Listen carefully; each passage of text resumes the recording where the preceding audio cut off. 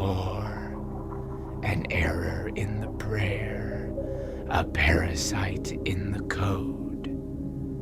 I love pain when it is predictable. Predictable pain allows plans.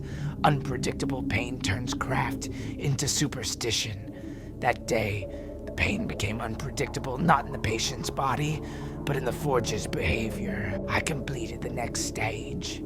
I stitched the forbidden component into the node that was meant to bind flesh and metal so they would stop arguing and begin negotiating. The patient's body accepted the link too easily. That is always a bad sign. When flesh accepts metal without resistance, it means someone has already negotiated with it earlier. A few hours later, my servitors began to make unnecessary movements. At first, small things.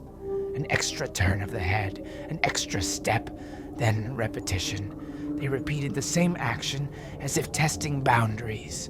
I stopped one, jacked into his ports, and saw emptiness in the logs. Not errors, the absence of records. As if someone had learned to erase traces, not by hacking, but by prayer. I look at the strip, and the lines on the skin change without my blood.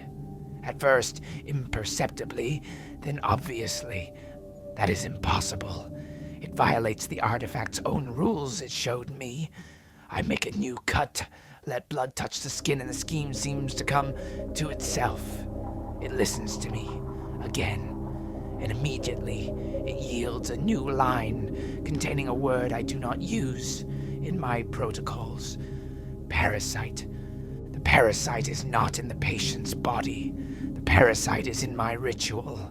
It is embedded so deeply in the sequence that it looks like part of the truth. That is worse than sabotage. Sabotage can be cut out. But a piece of truth that has disguised itself as a lie is harder to cut out, because the hand will hesitate.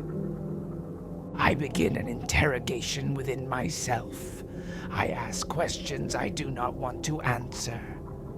When did I first believe the artifact was leading me to knowledge and not to a cage?